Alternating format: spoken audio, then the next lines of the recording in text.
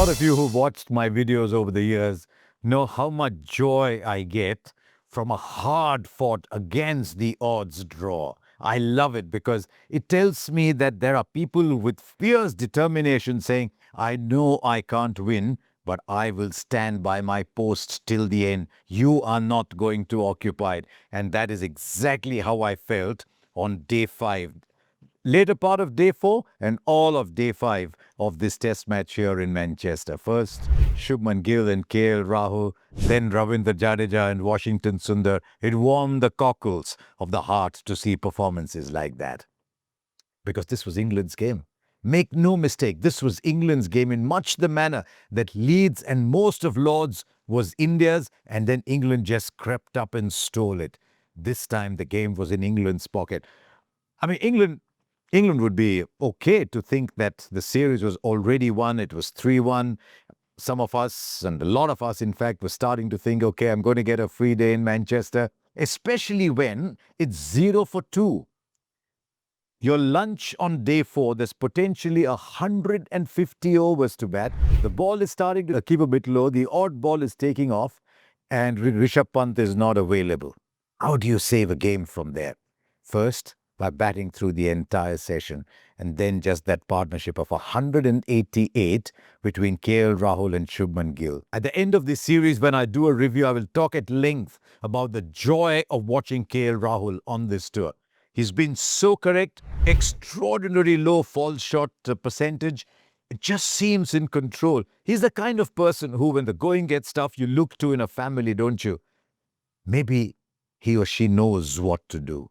That is the feeling that KL Rahul is giving right through this series. And I think he just helped Shubman Gill along as well, because remember, after that extraordinary start, Shubman Gill had 3 failures, in a manner of speaking, but the third of those in the first innings here would have hurt the most. When you get out leaving a ball, offering no shot, you go back feeling a little sheepish.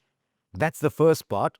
And then you start to think, do I know where my off stump is? And then you're drawn towards playing them. He had a nasty initiation. One kept low, one went up. It wasn't easy for him, but he stuck there and his great form slowly appeared. While that partnership was on, hope flickered only. And then, through Ravindra Jadeja and Washington Sundar, it arrived in a blaze of glory. How good were those 2 left-handers? I spoke to Ravindra Jadeja just before play started, and I think he should be a regular number 6. What are your thoughts? And he said, बहुत लोग मुझे कहते हैं, a lot of people tell me that I get all the triples and doubles in first-class cricket. I'm not making them in test cricket. He said, see where I bat. If I'm batting with the tail constantly, the fast bowlers are thinking which new ball to take when I'm batting. He said, even a 50 is almost out of bounds. He said, look at my record at number 6. So I went up and looked at the record. Ravindra Jadeja at number 6 was averaging 47. He's now close to 50 with this 100. And I think he's made a name for himself. He's made a place for himself at number 6. He's a bit like KL Rahul down the order. He's just so calming. He's a proper batter. I think he could easily bat 5, but number 6 is an excellent position for Ravindra Jadeja. And I think his calmness started to play off on Washington Sundar. I was very surprised, by the way, that they sent him out at 5. But here's a young man who's walked into difficult situations so many times in such a short career already. Remember that first test match all the way back in Brisbane? He's got a couple of 90s, but he played like a batter. I've admired the way he's bowled. I thought he bowled beautifully at Lords. Sometimes it takes time to earn your captain's confidence, and I thought he earned that with the spell he bowled here in the first innings when England were batting as well. So there's a wonderful future ahead for Washington Sundar. On our post-game show, Sunil Gavaskar said that his bowling is still work in progress, but he was very, very impressed with his batting. 203 they put on, and wow. For a lot of players, this will seem like a win. In fact, Cheteshwar Pujara was with us on our post-game show, said when he went down and spoke to them, he said they were overjoyed. They said it was like winning a game, which is a nice thought, even if not entirely true, but it's a nice thought because I think of the 2 sides on the bus from Manchester to London, it's a long ride. I think India will be the happier side. I asked if they're pleasantly weary. No, they're not weary at all, because the joy of saving a game, of keeping a series alive is just fantastic. England were very good in this test match. I thought watching Ben Stokes is one of the things you must do in your career. Sometimes you're armed and you're powered by your physique, your great strength, and it is so with Ben Stokes. But even his great physical strength is no match for the extraordinary mental resolve, the powers that he carries. When everyone thinks the game is gone, he's still running in hard. I know he got the 100 and he needed that 100 because he is a captain who demands things of others and he needed to deliver himself. It took a long time coming, but he'll be overjoyed by that 100. But to me, if you had to ask me what is Ben Stokes all about, it was a spell he bowled with a ball that was soft, that was about to go under. He bowled 8 overs, 1 for 12. So he started bowling around the 64 over mark and went all the way through to 79. He was the one bowler, other than Archer with the new ball, who troubled India.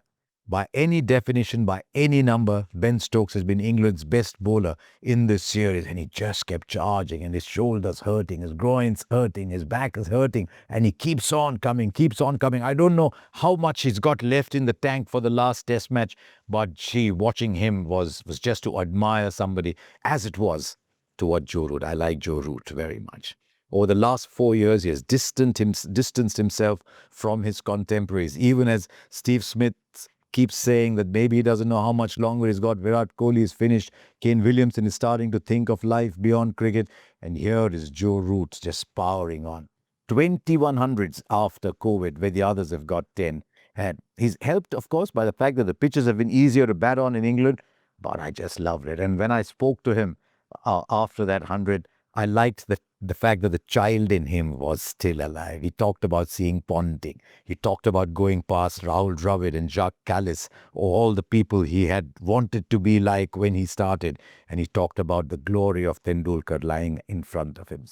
Joe Root is a fantastic role model for our game. He batted beautifully, 38 hundreds, and you almost look at him and say, Joe Root, I wish you well. So Root and Stokes, the two big stars for England. So India embraced adversity and showed once again the great power of accepting it and showing what it can deliver.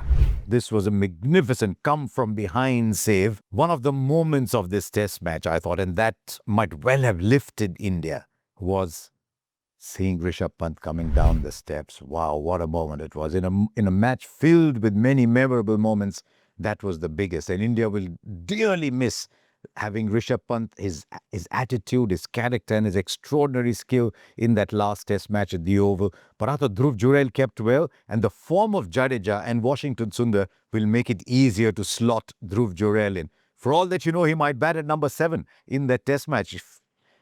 If you want to throw Washington Sundar in again at number 5, nobody is moving Jadeja from number 6. So you might actually see Dhruv Jurel batting at number 7. That is one change that is guaranteed. I see 2 other changes, only 2 other changes, and this might surprise some of you. I think Akashdeep comes back for the unfortunate Anshul Kamboj. He's a far better bowler than what we saw here. And I wish him well, because something was amiss for Anshul Kamboj here, but I wish him well. He's a far better bowler than what we saw here. Hopefully Akashdeep, as I said, is fit, and I expect Bumrah and Siraj both to play this game. This long partnership and India's batting for 1.5 days has meant that they had that much time to recover. A massage on day 4, a massage on day 5. Just relax on the first 2 days, have a net the day before the game, and go out and play. And I think what will help Bumrah especially and Siraj is that India will be back to a proper 6-bowler setup at the Oval. A little caveat, you have to trust Jasprit Bumrah because he's a fabulous team player. And he will have to take a call on what his back is telling him. But I think if he has rested, I won't be surprised at all if Jasprit Bumrah says, come everyone, let's go and win the next test match. So I expect both of them to play. Akashdeep in for Kamboj, Jurel in for Pant, and I see one other change. Not that I would enjoy seeing that change because I have a lot of time for Shardul Thakur as a person, but it is very clear now that as the 4th seamer in the side, I don't think he has the captain's confidence. I don't see the captain throwing him the ball all the time. He's almost as if to say, okay, give me a couple of overs here, a couple of overs there. That is not being fair to Shardul Thakur, and that's not being fair to the side. So I have absolutely no doubt in my mind. It will blow my mind if Kuldeep Yadav doesn't play the last test match. So that's what I expect to see.